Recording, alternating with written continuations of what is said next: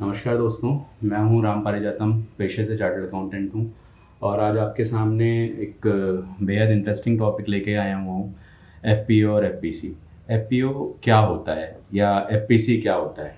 तो एफपीसी तो काफ़ी देर की बात है। सबसे पहले समझना ये है कि एफपीओ क्या होता है। एफपीओ अपने आप में तीन शब्दों से मिलके बना हुआ एक शब्द है, फार्मर्स प्रोड्यूसर ऑर्गेनाइजेशन।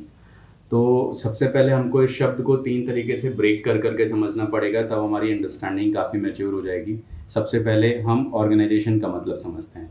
ऑर्गेनाइजेशन मतलब एक समूह, एक संस्था जिसका एक कॉमन ऑब्जेक्टिव होता है। जिस ऑब्जेक्टिव को मीट आउट करने के लिए एक कंडक्ट होता है, वो उस कंडक्ट के तहत काम करते हैं। तो ये ऑर्गेनाइजेशन कोई भी अपनी एक छोटी सी दुकान हो सकती है, अपना एक छोटा सा ऑफिस हो सकता है, जिसके अंदर हम कोई भी अपने ऑब्जेक्टिव को मीट आउट करना चाहते हैं। जब इस ऑर्गेनाइजेशन का उद्देश्य कुछ प्रोडक्शन करना होता है तो हम उसको प्रोड्यूसर ऑर्गेनाइजेशन बोलते हैं। तो दूसरा शब्द है प्रोड्यूसर। तो अगर अपने ऑर्गेनाइजेशन का उद्देश्य कुछ भी चीज़ प्रोड्यूस करने का हुआ तो हम उसको बोलते हैं प्रोड्यूसर ऑर्गेनाइजेशन। अब बात आती है कि क्या सर्विस ऑर्गेनाइजेशन भी हो सकते हैं? बेशक आप जानते हैं बहुत सी ऐसी संस्थाएं हैं जो सिर्फ सर्विस प्रोवाइड करती हैं, जैसे फ्लिपकार्ट हो गई, वो एक सर्विस ऑर्गेनाइजेशन है, वो ट्रेडिंग नहीं करती है। इस तरीके से ओला हो गई, ऊबर हो गई, बहुत ढेर सारे ऑर्गेनाइजेशंस हैं जो आप सिर्फ सर्विस प्रोवाइड करने का काम करते हैं। तो वो प्रोड्यूसर ऑर्गेनाइजेशन नहीं है, वो एक सर्विस ऑर्गेनाइजेशन है। तो ऐसा ऑर्गेनाइजेशन जहाँ पे प्रोडक्शन का काम होता है उसको हम प्रोड्यूसर ऑर्गेनाइजेशन बोलते हैं।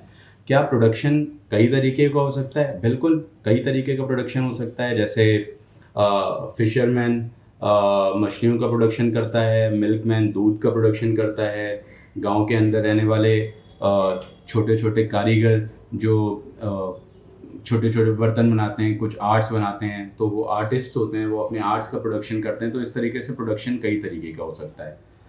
जब ये प्रोड्यूसर ऑर्गेनाइजेशंस मेनली फार्मर्स के हो जाते हैं, जिनकी ओनरशिप फार्मर्स होती है, जिनके मेंबर्स फार्मर्स होते हैं, तो हम उनको फार्मर्स प्रोड्यूसर ऑर्गेनाइजेशन बोलते हैं।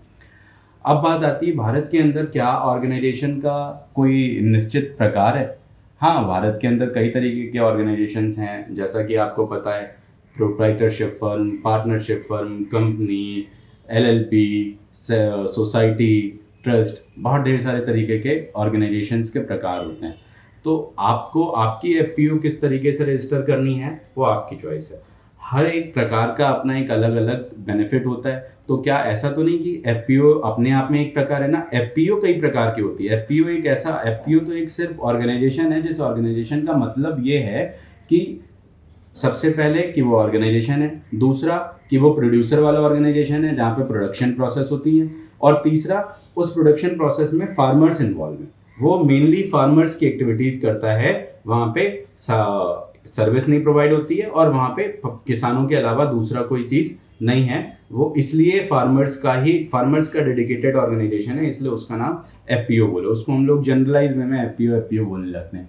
तो एफपीओ कई तरीके के हो सकते हैं। अब बात आती है कि आपका एफपीओ जो है कि किस तरीके से होना चाहिए। आपका जो एफपीओ है उसका कॉन्स्टिट्यूशन क्या होना चाहिए। तो बात ये आती है कि जैसे मैंने आपको बताया कि कई तरीके के ऑर्गेनाइजेशंस अपने यहाँ भारत के अंदर अवेलेबल हैं। तो आपके लिए एफपीओ किस तरीके से होना चाहिए, तो वो हम उसके लिए एक नेक्स्ट वीडियो बनाएंगे कि जो भी अपने टाइप ऑफ एफपीओज होते हैं, लाइक पार्टनरशिप फर्म मैंने आपको बताया, कंपनी बताया, सेक्शन 8 कंपनी बताया, सोसाइटी बताया, ट्रस्ट बताया। तो हर एक अपने टाइप ऑफ एफपीओ के अपने अलग प्रॉज और कॉन्स हैं। उन प्रॉज एंड कॉन्स को ध्यान में रखते हुए आपको इसका चयन करना चाहिए कि आपको आपकी एफपीओ किस तरीके से रजिस्टर करवानी है। अब एक सवाल ये उठता है कि क्या अपनी एफपीओ का रजिस्ट्रेशन करवाना कंपलसरी है? तो साधारण एकदम सिंपली बोलूँ अगर मैं आपसे, नहीं, एफपीओ का रजिस्ट्रेशन कराना कंपलसरी नहीं है, लेकिन रजिस्ट्रेशन कराने से फ़ायदे बहुत हैं। और जो रजिस्ट्रेशन कराने से फ़ायदे हैं, अगर आप नहीं कराते हैं तो वही आपके नुकसान भी हैं। तो फ़ायदे फॉर एग्ज़ाम्पल, सबसे पहले तो आप लीगल एंटिटी बन जाते हो। लीगल एंटिटी बनने का मतलब क्या हो गया कि आप लीगल कॉन्ट्रैक्ट्स एंटर करने के लिए वैलिड हो जाते हो। आप समझ के चलिए, कैसे ही आपने बोला कि एबीसी एंड एसोसिएट्स मेरी फर्म का नाम है और वो फर्म कहीं रजिस्टर्ड है ही नहीं। जब रजिस्टर्ड ही नहीं है तो वो किसी के साथ कॉन्ट्रैक्ट क्या करेगी? तो वैलिड कॉन्ट्रैक्ट करने के लिए आपको आपकी एफपीओ अगर रजिस्टर्ड है तो आप वैलिड कॉन्ट्रैक्ट कर सकते हो। गवर्नमेंट की स्कीम्स के लिए आपकी एलिजिबिलिटी सेट हो जाती है। गवर्नमेंट जब अपनी कोई स्कीम्स निकालती है तो उसमें आपकी एफपीओ के कॉन्स्टिट्यूशन वाइज स्कीम्स निकालती है कि साहब हमने ये एफपीसी के लिए रजिस्ट्रेशन निकाला है, हमने ये सेक्शन 8 टाइप ऑफ एफपीओज़ के लिए रजिस्ट्रेशन निकाला है, हमने ये सोसाइटी टाइप ऑफ एफपीओज़ के लिए रजिस्ट्रेशन निकाला है। या मान लेते हैं कि कोई भी टाइप ऑफ ऑर्गेनाइजेशन हो लेकिन ये सर्टेन क्राइटेरिया हैं, जो जो एफपीओ ये क्राइटेरिया मीट आउट कर रही होगी उनके लिए ये स्कीम्स हैं। तो आप मेन स्ट्रीम बिजनेस के साथ में जुड़ जाते हो, आप मेन स्ट्रीम गवर्नमेंट के साथ में, मेन स्ट्रीम इकोनॉमी के साथ में जुड़ जाते हो। आप सब्सिडीज़ के लिए एलिजिबल हो जाते हो, ग्रांट्स के लिए एलिजिबल हो सकते हो। इसके अलावा आप एक्सपोर्ट मार्केट के अंदर एंट्री पाने के हकदार हो जाते हो। आपके पास एक बहुत बड़ा मार्केट बेस होता है, आपकी लीगल रिकॉग्निशन हो जाती है, आपकी सोशल रिकॉग्निशन हो जाती है, आप इंसेंटिव्स रिसीव करने के लिए एलिजिबल हो जाते हो, आपके पास में अकाउंटेबिलिटी आ जाती है टुवर्ड्स द लॉज, जिस लॉ के अंदर आप रजिस्टर्ड हो। तो क्योंकि अकाउंटेबिलिटी आ जाती है, इस वजह से आपकी प्रोडक्टिविटी भी इन्हांस हो जाती है। तो कहीं ना कहीं आपके बहुत ढेर सारे फ़ायदे हैं।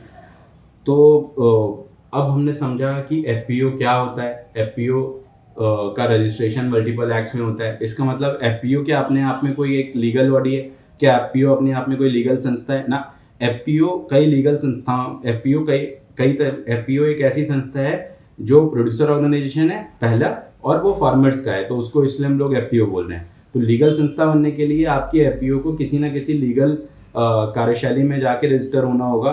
तो अगर वो प्रोड्यूसर कंपनी में जाके रजिस्टर होता है तो उसको हम लोग एफपीसी बोल देते हैं। तो मतलब एफपीओ कई तरीके से रजिस्टर हो सकती है, मल्टीपल टाइप्स आर देयर जिनमें हम एफपीओ का रजिस्ट्रेशन कर देते हैं। तो क्या एफपीओ एक प्रकार का एफपीसी एक प्रकार का एफपीओ है? बिल्कुल, एफपीसी एक प्रकार का एफपीओ है। लेकिन क्या एफपीओ एक प्रकार का एफपीसी नहीं है? ना, क्योंकि एफपीओ का प्रकार है।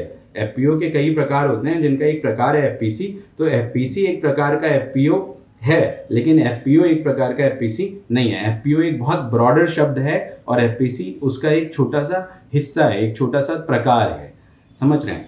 तो हमारे नेक्स्ट वीडियोज़ में हम आपको बताएंगे कि आप एफपीसी का रजिस्ट्रेशन कैसे करेंगे और आप अपनी एफपीओ, बेसिकली हम आपको बताएंगे आप नेक्स्ट वीडियो जो आएगा एफपीसी एफपीओ का रजिस्ट्रेशन कैसे, सॉरी एफपीओ एफपीसी का रजिस्ट्रेशन कैसे करेंगे, एफपीओ सेक्शन 8 कंपनी का रजिस्ट्रेशन कैसे करेंगे, एफपीओ सोसाइटी का रजिस्ट्रेशन कैसे करेंगे। या इसके अलावा आपको अगर कुछ और पूछना हो, कुछ और जानना हो, तो आप बेशक मेरे से कमेंट सेक्शन में पूछ सकते हैं। मैं आपके सारे जवाब देने के लिए तैयार रहूँगा। और हम आपको ये बताएंगे कि क्या आपने अभी तक जो भी अपनी एफपीसीज़ बनाई हैं उन एफपीसीज़ में आपको क्यों सरकारी फ़ायदे नहीं मिल पा रहे हैं, आपकी एफपीसी सही तरीके से बनी है या नहीं बनी है। तो आने वाले वीडियोस में आपको ये भी पता चलेगा कि आपकी एफपीसी बेहतर बन पाई या नहीं बन पाई, एफपीसी बनने में क्या कमियां रह गई और उनको कैसे दूर किया जा सकता है। धन्यवाद।